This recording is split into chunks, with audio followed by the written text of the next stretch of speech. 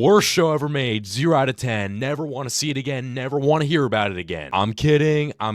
Let's be real. I know you guys know me as the guy who complains about literally everything, but no, for real, there were a lot of good things that came out of What If. Let's start off with the good things about this show, and then we can move into the bad stuff. Quick disclaimer: do not let my opinions or anybody else's opinions influence how you feel about the show. If you've never watched What If, go watch it, formulate your own opinions about it, and then come back to this video. Starting off with the good. Obviously not my hair. Never mind. Starting off with the bad. Alright, starting off with the good. The first season. The first season was great. All of the episodes were good, very engaging, lived up to the hype, and it was full of unexpected moments. Captain Carter was awesome. She's gonna be a recurring talking point, by the way. Hydra Stomper was cool and different, and it was a crazy twist when it got revealed that Steve was in the suit. Strange Supreme was just insane. Infinity Ultron was freaking great. Like, that dude was actually menacing. Y'all remember when he just, like, cut Thanos right in half? That was cold. And I'm not gonna talk about every single episode in every season, but yeah, overall, season 1 was great. Honestly, I would rate it like a 9 out of 10. Moving on to season 2, this is where things began to start falling off. But still, let's keep highlighting the goods. The Hela episode was very good. Probably my favorite episode out of the season. The episode where Tony Stark goes to Sakaar is also very good. But I'm not gonna lie. Unlike the first season, this season, in my opinion, had a couple duds. And there were a few episodes which I thought were genuinely uninteresting. One of them for a while was the episode where Kahori is introduced. But that was just because I didn't really understand how her powers worked or like where they came from for a little bit. But after finishing the final season, I revisited this episode and now I can say it's pretty good. And I think it's pretty cool that Marvel created a character to shine light on that Native American heritage. Now here's where we can start talking about the bad. This episode felt extremely